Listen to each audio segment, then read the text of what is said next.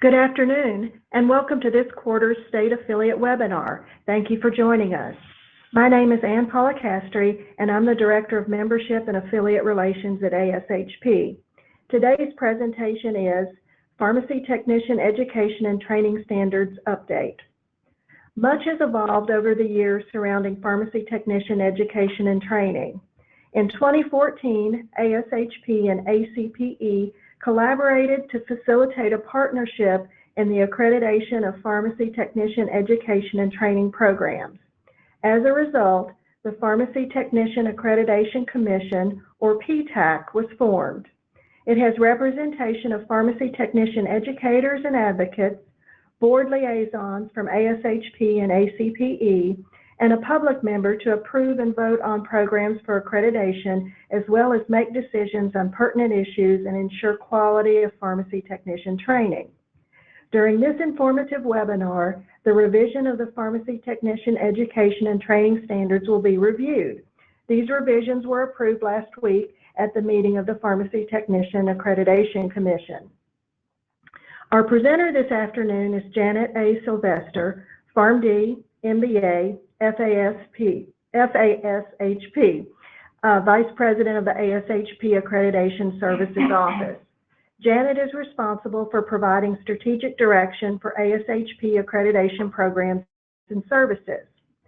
Janet holds a BS in Pharmacy from the Medical College of Virginia, Virginia Commonwealth University, a PharmD from Creighton University, and a Master in Business Administration from James Madison University.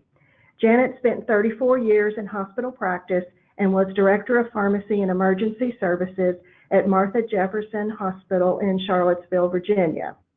Janet is a past president of the Virginia Society of Health System Pharmacists and a past president of ASHP. She is a past recipient of the Virginia Health System Pharmacist of the Year, the R.D. Anderson Distinguished Leadership Award, and the Pharmacy Alumni Service Award from the Medical College of Virginia's Alumni Association of Virginia Commonwealth University. Janet received the 2012 ASHP Award for Distinguished Leadership in Health System Pharmacy Practice. Now for a few housekeeping items.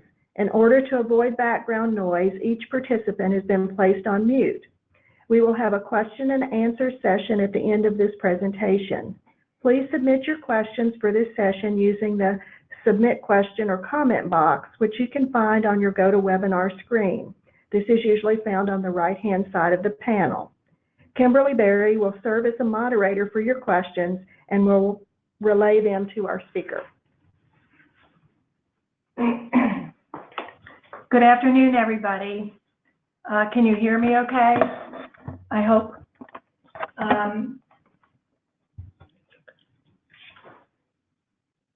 Today, I am going to review the new technician accreditation standards. But before we do that, I want to review a few other pertinent items. There are various ways that pharmacy technicians can enter the workforce and a variety of ways that they can prepare to be a technician. If you look at this screen in the top left corner, there are referenced board regulations, and there is quite a variety of different board approaches to the regulation of technicians. Some boards have a registration of technicians, some have a licensure, some require certification, and we still, I think, have a couple that don't even address technicians at all in their regulations. But I think those states are working on that right now.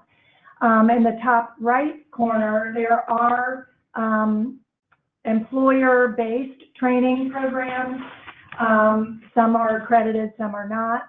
They're both retail-based and hospital-based. In fact, we've started to see growth in those programs being offered within a health system. And then the bottom left, for formal education, we have programmatic accreditation, which is what ASHP and ACPE provide. And then there are a number of programs that exist that are not accredited.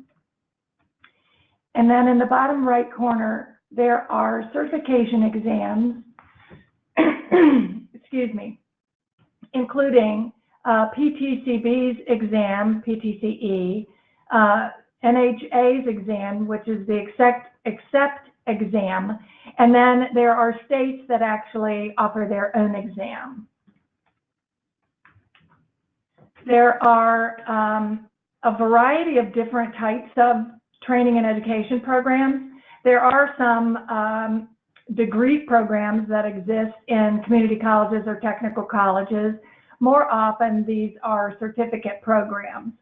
There are also programs that are associated with colleges or schools of pharmacy. There are the employer-sponsored programs like we talked about before, and these began largely with the big chains like Walgreens, Walmart, CVS, and Rite Aid. And then there are some high school programs. There are military training programs, and those really are a cut above. They are broader than our required standards. Then there are some courses that are simply certification review courses that prepare a technician to take one of the certification exams. And then sort of the newest type of program are distance learning programs.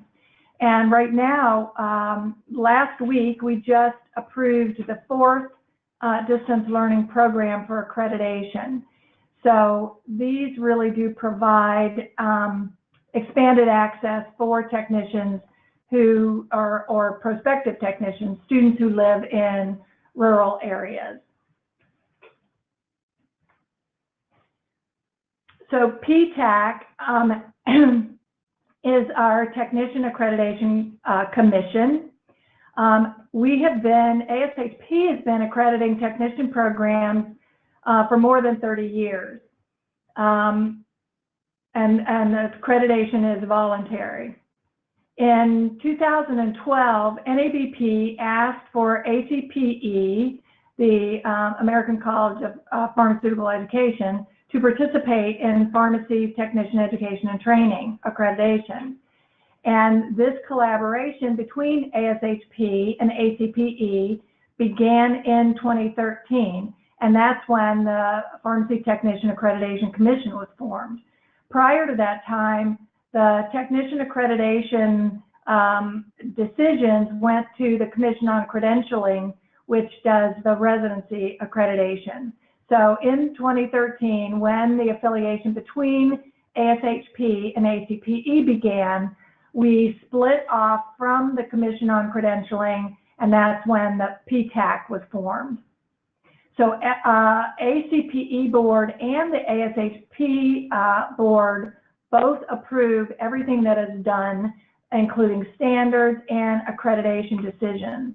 And when we first began, the ACPE board simply approved and accepted the existing ASHP standards and guidelines, and then we began from there. And the first PTAC recommendations to ASHP and ACPE boards for accreditation actions was at the June 2015 meeting, and of course these were all approved. So this is our current PTAC commission members. So we have a variety of areas represented on PTAC. We have hospital people, we have chains represented, we have educators, folks who teach and manage their own pharmacy technician programs. And then each of our boards has a liaison. So Michael Monet is a liaison to the ACPE board, and Kelly Smith is currently the liaison to the ASHP board. But the takeaway from this is that we have a variety of perspectives represented on the commission, including a public member, Michael Diamond. So a lot of what we do these days is related to recommendations that came out of the Stakeholder Consensus Conference, the Pharmacy Technician Stakeholder Consensus Conference. And the link that you see on this slide is to the proceedings that were published in the AJHP. So if you wanted to review that, but I'll talk a little bit about what these were and what this was about. This conference was really envisioned as a way to get all of the pharmacy stakeholders together and really talk about how to standardize the preparation and regulation of pharmacy technicians. So this was planned by PPCB, ASHP, and ACPE, and we had a multitude of stakeholders that came together to form an advisory group that actually still meets today. It was sponsored financially by the Pharmacy Technician Certification Board. We held this conference in February of 2017 in Texas. There were 89 invited participants that represented all factions of pharmacy practice, association, leadership, members of boards of pharmacy, etc. So that we had really broad perspectives. And then we provided for remote access to the plenary sessions, and there were 350 individuals who participated in that way. And as I mentioned, the attendees were very broad and brought us a very good breadth of perspective.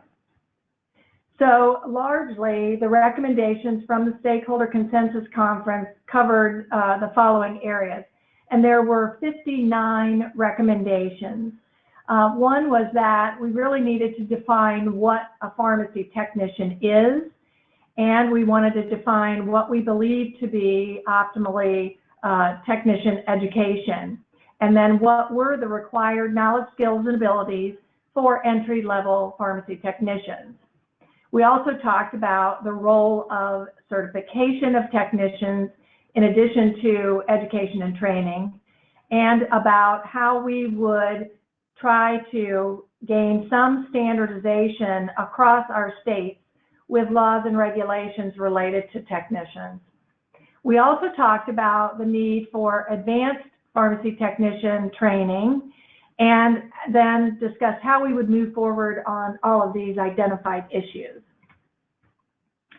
And one of the overarching agreements that happened at the conference was that we all agreed that we should have national standards to guide technician education and training, and that these programs should be accredited.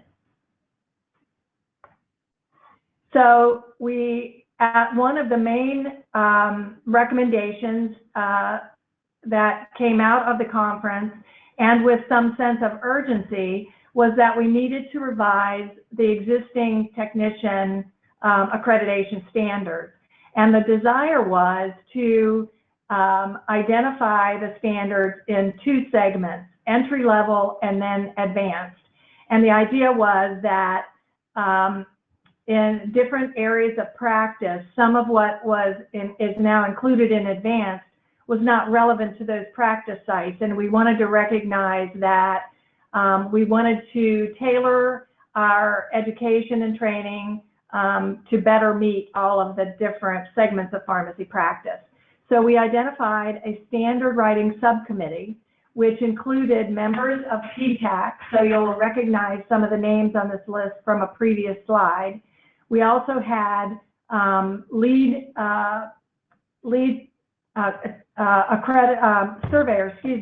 surveyors who go out and accredit or review technician programs for ASHP and ACPE. And then we purposefully identified a representative from the chain industry, and that was Tim Koch from Walmart. We identified somebody who could represent community practice, and that was Mark I. And then hospital practice, which was Raphael Saenz, who comes from the University of Virginia. So this group got together a number of times in order to craft the revised standard. They were appointed in July, and the draft standard was completed by January. So this was quite an accelerated timeline, but we all felt that it was important to get this done. So what we did, the process that we followed was, we first looked at what was identified in the consensus conference recommendations, because that included some identified areas of knowledge, skills, and ability that we wanted to make sure were included, as well as the recommendation to split the standard into entry level and advanced. We reviewed the PTCB's job analysis review. They had just recently conducted this job analysis, which surveyed over 44,000 technicians across the United States and identified what was commonly done in their practice. And we also reviewed the blueprint for the ACCEPT exam and found that they were actually quite similar. So we compared these job analyses to our existing standard, and we made sure that anything that was included in that blueprint for those certification exams was also covered in our standard. And then any specific recommendations that came out of the conference, we also added in the event that they were missing. So the final thing that we did was to separate what was considered entry-level competencies from advanced level competencies. And interestingly, in our existing standard, we included items like sterile compounding. And in the most recent PTCB job analysis for entry level, it's considered an entry level exam, sterile compounding fell out, which basically means that the majority of technicians represented in the job analysis did not participate in sterile compounding. It was a smaller cohort of that group. So things that fell out of the PTC job analysis, we evaluated to be moved from entry level into advanced. And you'll see that as we go forward a little bit. So the purpose of these standards, I think it's important to kind of understand what the vision is for this, is that we want to be able to protect the public by ensuring the availability of a competent workforce. So if we assume that the majority of technicians entering the workforce participated in an accredited training program, we would then be ensuring a more competent workforce than we have today. We wanted to describe the pharmacy technician education and training program development at the entry level as well as at the advanced level. We wanted to provide criteria for the evaluation of new and established education and training programs and promote continuous improvement of those already established programs. So for entry level, the competency expectation is that the program prepares a student for practice as entry-level technician in a variety of contemporary settings. So our standard is really designed to prepare a technician across different sites of practice. And this entry-level standard has students acquire knowledge, skills, behaviors, and abilities needed for that type of practice. Now, the advanced level, the program prepares students for practice at advanced level in a broad range of advanced roles in a variety of contemporary settings. So these advanced roles really can occur in community or hospital, home care, long-term care, etc. It just depends on the type of services that are provided at that site. And this also has those students acquire that additional knowledge, skills, behaviors, and abilities beyond those of entry level needed for this advanced practice. So there are three big sections of the ASHP ACPE standards, and this is in the revised standards. In the first section, we define competency expectations, and those are represented in standards 1 through 5. In the second section, we talk about the structure and process to promote achievement of competency expectations. And this is largely what you might think of as the design and conduct of the program. How is the program designed to provide this type of education? And those are represented in standards 6 to 13. In the third section, we really have assessment of standards and key elements. And these are standards 14 and 15, and we'll talk a little bit more about what's in them. So in that first section, which defines competency expectations, I said there were 5 different standards, and they cover personal and interpersonal knowledge and skills, foundational or professional knowledge and skills, processing and handling of medications and medication orders. And you can see under standard 3, which is sort of the meat and potatoes for training attack, there are 21 key elements in the entry level. So this is a pretty big standard, which has a significant portion of the training embedded in it.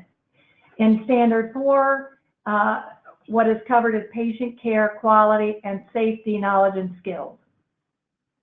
And then finally, in standard 5, in the first section, is regulatory and compliance knowledge and skills. So that's probably just what you would envision it to be. In the second section, where we talk about structure and process to achieve educational outcomes, standard 6 covers authority and responsibility provided to the program director. So it really kind of articulates what do we require of a program director, what are they responsible for and accountable for in the program. And then in standard 7, it talks about a strategic plan. In standard 8, it talks about an advisory committee, and every program is really required to have an advisory committee that helps to oversee the program and advise them on structure changes or issues that might come up related to their program. In standard 9, it really defines the requirements for a length of the curriculum. So this is standard 9, and this is really a hotly debated item and a point of contention for some programs. There's always been a debate around what's the right number of hours or weeks to train a pharmacy technician. And part of that was related to the employer-based training programs that actually pay their technicians for the entire time that they're in training. And as you might understand, they don't want to spend more hours than are necessary because it's quite costly to them. But what we did in order to come up with this, the number of hours or weeks of training for each level, was submit all of the standard requirements, including competencies, goals, and objectives, all of those key elements that we were looking at before. We provided those to a group of educators who have responsibility for curricular design in their organization. And we basically asked them, if these are the elements that need to be taught, how would you design the program? How many hours would be required? And how would you split that up between didactic, simulation or lab, and experiential training? And when we got all of their independent recommendations back, we sort of averaged those and came up with the recommended number of hours that are now embedded in this revised standard. So for entry level, the requirement is at least 400 hours. And certainly we have programs now that train beyond our minimum required number of hours, but this would be the minimum. 300 of those hours are divided into the following. Didactic needs to be at least 120 hours. Simulation or lab time needs to be at least 50 hours. And experiential training in an experiential site, a production environment, if you will, has to be 130 hours. That leaves an additional 100 hours that can be allocated as the program director and the faculty define. So it gives them a lot of latitude about how they want to run their program, and if they just want to split those hours evenly, or if they want to spend more time in the lab or more time in didactic. hours, especially if they decide to put additional items in their curriculum beyond our minimums. Then for the advanced level, the total is 600 hours or 15 weeks of training, and this includes the entry-level hours. When we sent this out for comments, we created some confusion because there were people who thought that you'd add 400 hours to 600 hours and that advanced level training would require 1,000 hours, but that's not the way it is. That 600 hours includes the 400 hours of entry-level training. So if you're doing a training program at the advanced level, your hour requirement minimum is 600. So that includes 460 hours that are divided into 160 hours of didactic. So that's 40 more hours beyond what is in entry level, 100 hours of simulation, so 50 hours more than entry level, and then 200 hours of experiential time, which is 70 more hours than entry level. So if you look, you see that we've really doubled the amount of simulation hours, and that's really related to the heavy skills development that are associated with some of the elements in the advanced level training, such as sterile compounding. So as you might imagine, it would require more lab time in order to train somebody to do sterile compounding or chemotherapy compounding. And so the hours required in that area are more. And just as we had in the entry level, there are hours that are not directed. So there's 140 hours that can be allocated as the program director and the faculty decide is appropriate for their program. So additionally, in that second section, we have Standard 10, which talks about the curricular composition and delivery. And that includes what our requirements are for these new distance learning programs. So in this, there are 8 key elements, and then there are 4 specific key elements for the distance learning program. And in entry level, we do require the students to complete at least one experiential rotation in a dispensing pharmacy where the student will utilize their skills that they've learned through their education program and through their entry-level curriculum.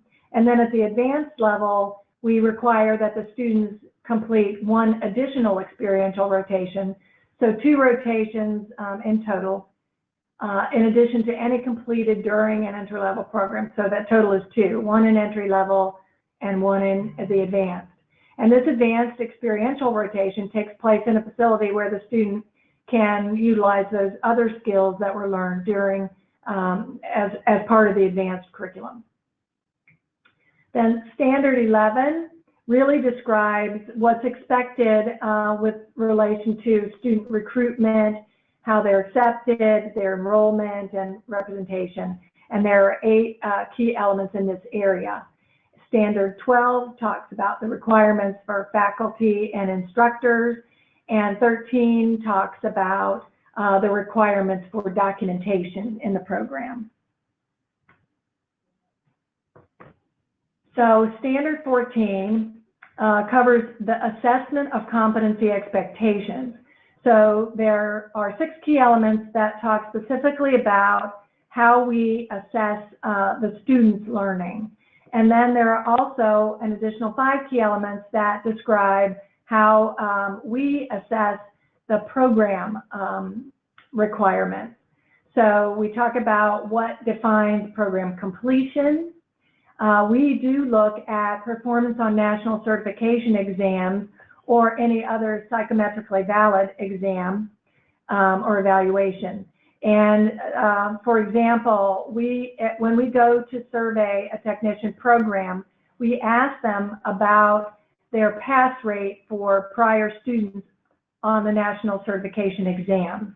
And you know, if you think about it, that's a pretty good indicator of how well the program is doing if they have a high pass rate on the certification exams. So it's not unlike ACPE when they look at a School of Pharmacy's pass rates on the NAPLEX exam, for example. Then they also look at program satisfaction, and this includes that of the students, the graduates, and employers. And then we look at, they're supposed to track, and we look at job placement. So we want to know whether the students that are being trained as pharmacy technicians actually get jobs as pharmacy technicians, and in what area of practice did they get placed. And then we assess data used in the continuous quality improvement process that we ask the programs to keep. And then standard 15 is assessment of structure and process. So to sort of sum this up, these draft standards were developed by the writing group between August of 17 and January of 18. Then the draft standards were sent out broadly for stakeholder comment at the end of January, and we allowed 2 months for as an open comment period. And we sent these to all the JCPP organizations. That's the Joint Commission of Pharmacy Practitioners. So it's basically an organization of associations. And then we send it to all of the accredited programs that currently exist for them to evaluate. And then we received feedback from 50 different sources with over 500 comments.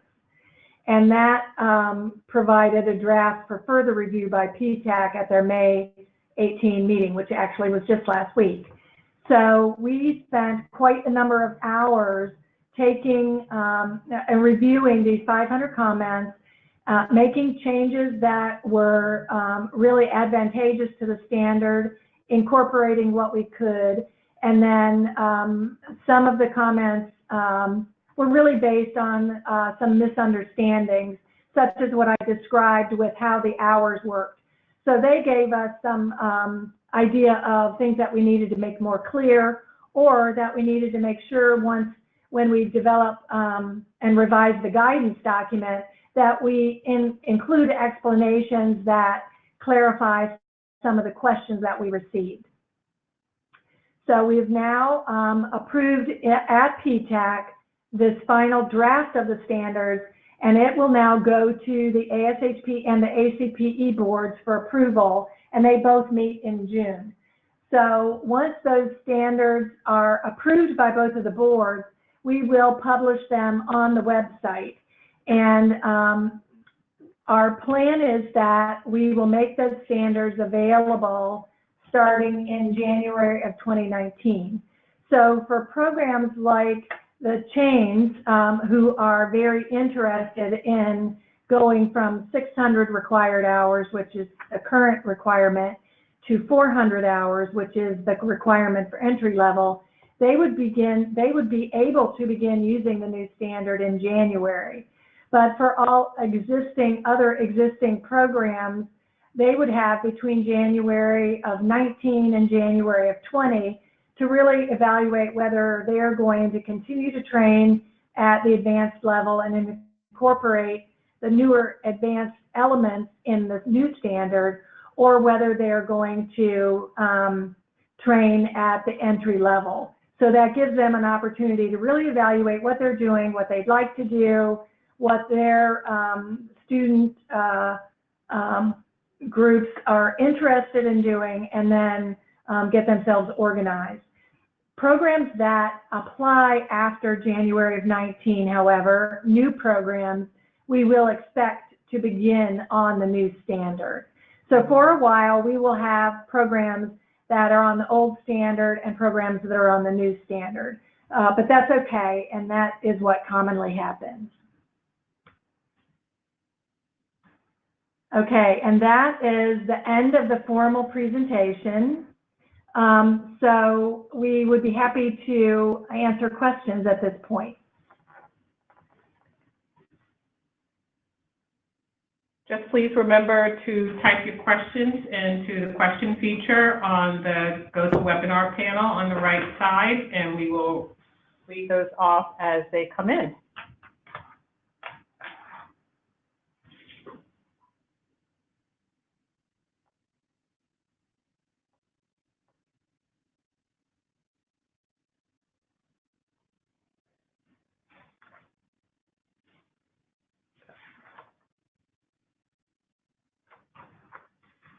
Oh, 1 second here.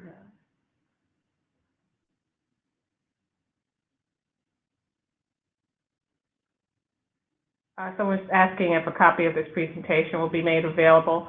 All the webinars are recorded, and you will receive a link to the recording as well as the slides in the next 24 hours.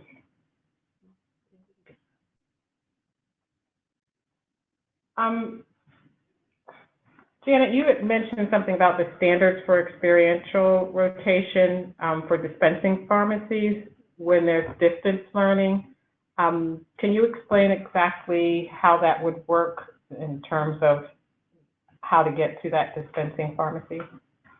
Right, and generally speaking, for the distance learning programs, I'll use one of them as an example. TRC, or Therapeutic Research Center, they were the first approved distance learning program, and this group is affiliated with the Pharmacist Letter, which some of you might be familiar with. They're like a subsidiary of that. But they created actually a very good distance learning program. But they have a relationship with lots of preceptors around the country. So when they have students in a specific area of the country, they help the student connect with a pharmacy in their area where they can do experiential training. So it's one of the programs that they have a relationship with in a particular area. Other distance learning programs have developed relationships with a chain drugstore, and as you know, the chains have a presence all over the country. So they've made agreements that if they have a student in Wisconsin in some area, that they can go to their local Walgreens and do a rotation there. So generally speaking, the distance learning programs help identify opportunities for experiential training for those students. Now, if the students have a desire to go to a particular place, then they would just have to submit that back to the program so the program could evaluate them as an experiential site, not unlike the schools of pharmacy would do for experiential sites for their students. So it's really sort of a work in progress. Each of them tries to develop relationships, especially as they have a class enter and they identify the locations where these students are and try to assist them in acquiring a site for their experiential training. But this has not been noted to have been an issue so far as we have reviewed all 4 of these programs. And interestingly, another little tidbit that I'll share is that some of the new programs that are being developed in health systems are actually using parts of programs developed by these distance learning programs. So there's a number of health systems that are partnering with TRC, for example, to use their didactic and simulation parts of the program. So it's really kind of like plug and play. So they, develop a relationship with them, a contract, and then TRC actually provides much of the training. So it's a very easy way to get a program started. Okay, the next question, someone from, hold on a second here, just gotta scroll down.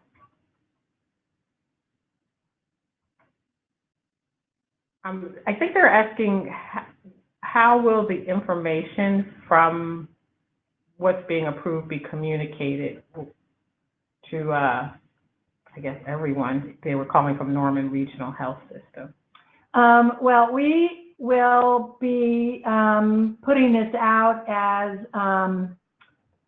in the ASHP news link. We will send it out as a press release, most likely, because it's a big change. And we can also send this out to the affiliates through member relations. If that would be useful, I'm happy to do that. We could send a copy of the standards when they're approved out through Kimberly in the Office of Member Relations. So if you all would like me to do that, I'm very happy to do that. And we will probably have, well, definitely this summer we will be finalizing the new guidance document as well as a model curriculum for these standards. And then when those are done, they would be published on our website also. But all of this will be published on the ASHP website as well. Next question, someone's asking, as an employer, how would I know if the Pharm Tech is entry level or advanced level? Well, when they, if they come to you and they say they've graduated from an accredited training program, the certificate that they will receive spells that out, whether they completed an entry-level program or an advanced program. Okay. I don't know if this is a comment or question, because we had an interesting discussion at our state affiliate meeting last week regarding the professionalization of pharmacy technician workforce and a consideration of a new, in quote, name for the pharmacy technician profession, such as pharmacist assistant or something similar. Was there any discussion amongst the work group that was similar in nature? We did talk about that when we were talking about the fact that the technician needs to be well defined, and we did not move away from the term technician primarily because it's already embedded in regulations in the state.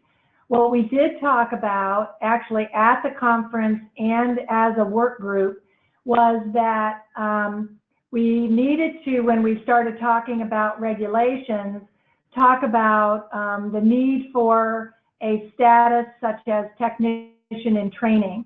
And this is something that the Louisiana board used. So if they created a requirement at the board level for accredited training, they allowed technicians in Louisiana to work prior to completion of their program as a technician in training. So this would be something like a pharmacy intern, like when students are working in pharmacies and need some designation to allow them to be there. It's a very similar thing. And then we did talk about clearly distinguishing between folks who are working in a pharmacy, whether they are really clerks or whether they are truly pharmacy technicians, and the importance of that distinction. But I think that we, in our advocacy for changes at the board level, we will continue to use the term pharmacy technician, but we will probably be crafting a definition which we would like for the boards to recognize. So, for example, the next big thing that our work group will be looking at, and this is the stakeholder advisory group that planned the conference, they are now functioning as a work group to advance the other recommendations of the conference. So we will continue to meet, and the next thing that we'll be tackling is some type of strategy for legislative and regulatory changes around pharmacy technicians. So Pete Flassis, who's the executive at ACPE, last weekend attended the meeting of the National Association of Boards of Pharmacy and made a presentation, and they're considering actually appointing a task force to look at the ASHP, ACPE standards, you know, in the context of regulation and legislation. So we'll see where that goes, but having said all that, we're still using the terminology pharmacy technician. Okay, next question is, will there be a review or study of the pass rates using these new standards compared to prior standards with an analysis? If done, would these results be published? This is a difficult question. It's a good question, though. We haven't talked about that specifically, but we do have an annual survey of all of the accredited technician training programs, and there are certain items that we ask them to supply to us, including data on pass rates, how many students they graduate, what is the capacity of their classroom, et cetera, so that we know a lot more about the status of training across the country. So it would not be difficult to look at how the new training programs are doing compared to the old. It'll be a little more difficult during the transition year, as there will be programs that are still on the old standard and programs on the new standard. But following that, a year from now, we might be able to have a cleaner review of that. So I'll take that back to the group and see if that's something that they want to undertake. But, outcomes are a really important measure of how we're doing, and I think it makes good sense. Good question. What can ASHP state affiliates do to support implementation of the new technician training standards? I think it would be interesting if you would discuss with your membership whether they have ever considered supporting an accredited technician training program in their community or at their health system. In Charlottesville, when I was still at my hospital there, Raphael at UVA and I worked with a community college there to see if they would support a technician training program. Then, of course, I left and Raphael had to do it all by himself. But there is now an accredited training program at that community college, and it's a result of, pharmacists in the area talking about a need for trained individuals and helping the community college understand the standards and what needs to be taught. So I think advocating for the creation of programs, whether it's at a technical college, a community college, or whether it is creating programs within our larger health systems, all of those things would be very good. The other thing that I can think of right off the top of my head is, as we start looking at the state level to amend board regulations to advance the practice of pharmacy technicians or address the requirements of accredited training and or certification, it would be very helpful if the state affiliates would be a party to that advocacy effort.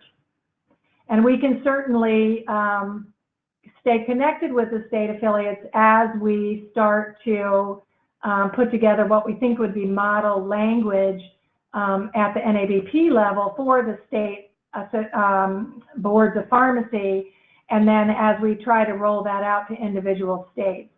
But I know Virginia, since that's where I actually live, is going to work on this summer some language that we want to present in the next legislative year. So doing things like that, I think, will advance and certainly professionalize technicians.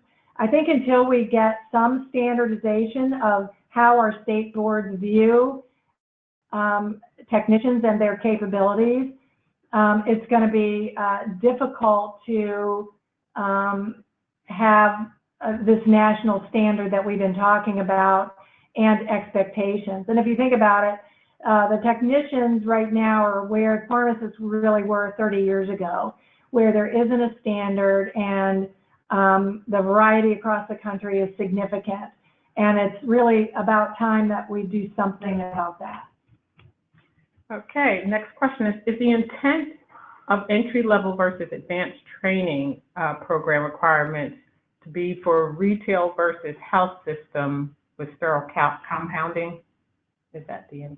Well, I think that initially, if you look at it relatively simply, the majority of the chains who we heard from and who participated in the conference, and also who were represented in our writing group, they really felt like some of the things that we have in advance now were not relevant to their practice, and it would be better for them to have a part of the standard that was just restricted to entry level. So in that respect, yes, entry level is probably more appropriate for chains and community pharmacies that are getting into technician training, especially those that are training technicians after they have become employed.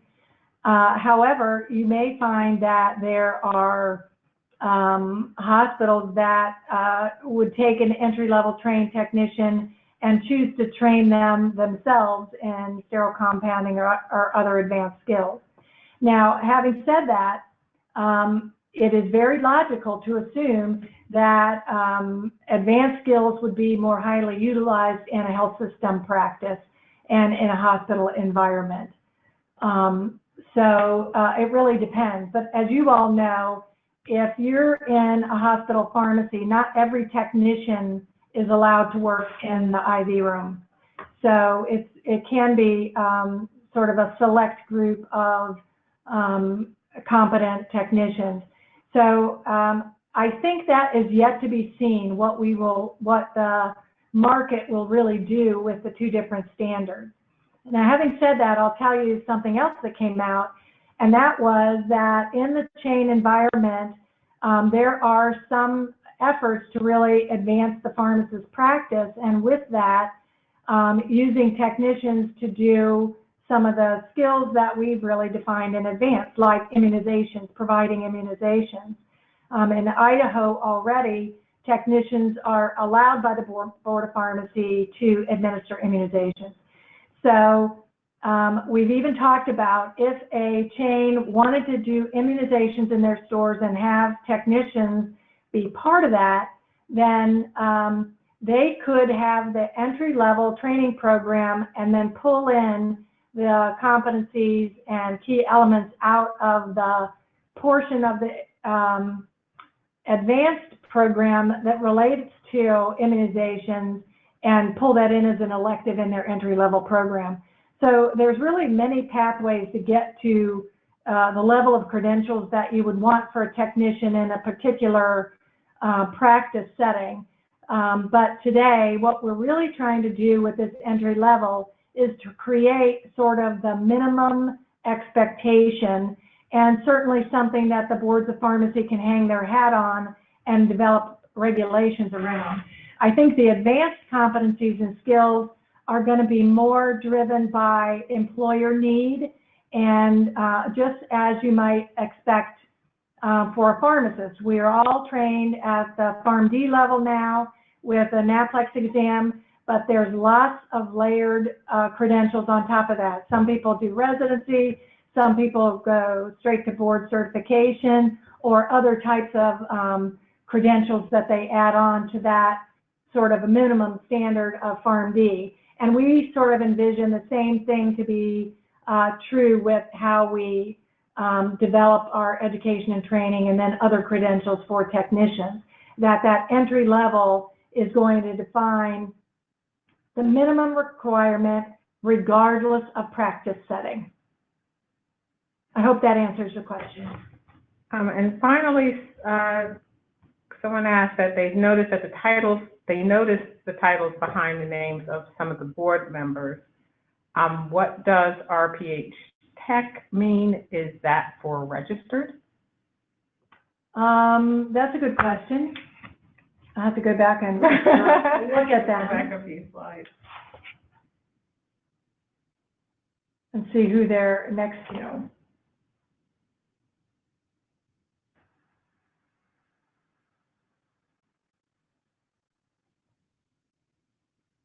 I would have to guess that that is a registered pharmacy technician. because the two people that have those initials are pharmacy technicians who have their own training programs and teach. So they're registered in their states.